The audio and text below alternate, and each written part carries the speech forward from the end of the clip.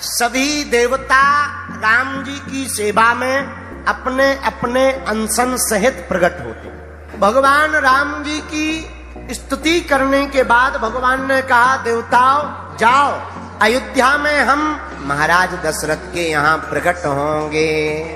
राम जी ने कहा, हम दशरथ जी के यहाँ प्रकट होंगे। तो ब्रह्मा जी ने तुरंत कहा, प्रभु आप अगर दशरथ जी के यहाँ पूर्ण परब्रह्म रूप में प्रकट होंगे तो हम रीछों के राजा जामवंत जी के रूप में प्रकट होंगे। बोलो सीताराम। इंद्रदेव बोले, महाराज हे ब्रह्मा जी, अगर आप रीछों के राजा जामवंत बनकर के प्रकट होगे तो हम किष्किंधा में जाकर के वानर रूप में बाली का रूप धारण करेंगे। इंद्र ने बाली का रूप धारण किया, ब्रह्मा जी ने जामवंत का रूप धारण किया। अग्नि देव बोले, भैया हम तो दो वानर बनेंगे, दो भाई। बोले कौन कौन? बोले नल और नील। हम नल नील बनकर प्रकट होंगे।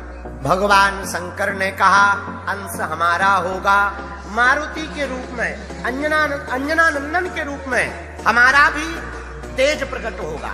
धीरे धीरे समय बीता। चैत्र महीना में श्री हनुमान जी महाराज मंगलवार के दिन प्रकट थे।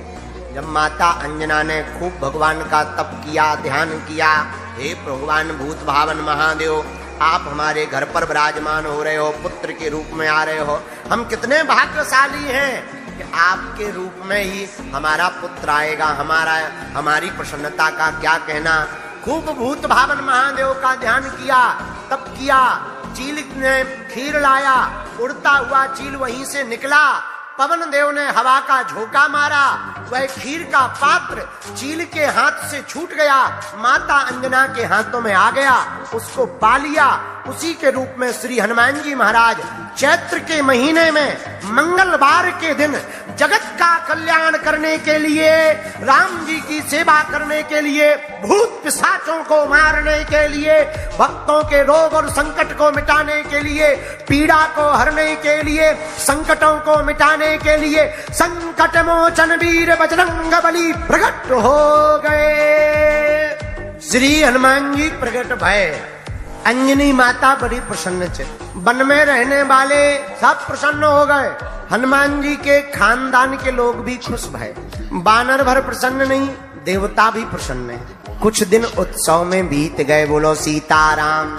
हनुमान जी के पिता केसरी जी बहुत प्रसन्न हैं, उनकी तपस्या का फल मिल गया। एक दिन केसरी जी हनुमान जी के पिता बाहर गए थे। माता ने हनुमान जी को श्रृंगार कराकर पलने में पौड़ा दिया और जैसे ही पलने में लिटाया और माता कुछ काम में व्यस्त हो गई, उसी समय हनुमान जी को भूख लग आई। भूख लगी तो हनुमान जी बड़े ही बचपन से ही चंचल। उसी समय सूर्य भगवान को देखा। हनुमान जी को लगा बहुत बढ़िया बढ़िया लाल लाल फल है। हनुमान जी ने सूर्य भगवान को लाल फल मानकर हनुमान जी महाराज ने एक उचट्टा लगाकर सूर्य भगवान को ब्रेकफास्ट के रूप में खा गए। और जैसे ही मुख में डाला सोई अंधेरा मच गया, हाहाकार मच गया। हाहाकार मचा। उस दिन राहु कृष्ण आ रहा था। राहु को लगा कि हम सूर्य के ऊपर आ रहे थे सूर्य को खाने, लगता है हमारा नंबर किसी और ने ले लिया। और हनुमान जी ने सूर्य भगवान को खा लिया। राहु भागा भागा इंद्र के पास गया। महाराज, सूर्य के ऊपर ग्रहण करने का धर्म हमारा है, सूर्य को खाने का अधिकार हमको है, आपने किसी बानर को कैसे दे दिया? इंद्र देवता बोले, हमने तो किसी को नहीं दिया। राहु बोला, पे सूर्य भगवान तो खप गए। किसने खाया? बोले, एक बानर के छोटे से बालक ने खा लिया। इंद्र देवता नाराज होकर के वज्र लेकर के गए। एक जोर का वज्र हनुमान जी को मारा तो हनुमान जी की हनु यानी ठोडी थोड़ी टेढ़ी हो गई। लेकिन थोड़ी टेढ़ी होती ही हनु में जोर से चोट लगने के कारण हनुमान जी का नाम ही हनुमान पड़ गया। सूर्य भगवान जब छटपटा के बाहर निकले तो मनी मन सोचने लगे, हे भगवान, छोटा सा तो बालक, बताओ इसे भूख लगती है तो ब्रेकफास्ट में हमें खा जाता। हनुमान जी ने सूर्य भगवान को छोड़ दिया। लेकिन वज्र की चोट के कारण कुछ देर के लिए श्री हनुमान जी महाराज भूमि पर गिर गए। पवन देवता नाराज हो गए। अपने पुत्र पुत्र को भूमि पर डला हुआ देखकर इंद्र के ऊपर नाराज हो गए और पवन देव ने अपनी गति को रोक दिया। और जहां गति को रोका सोई भैया सब देवता छटपटा गए। तो पवन देवता से कहा कि आप चल क्यों नहीं रहे, हवा क्यों रोक दी? अच्छा विचार करो, पूरा खेल हवा का है। कोरोना में कुछ लोगों को हवा कम मिली तो उनकी हवा खिसक गई।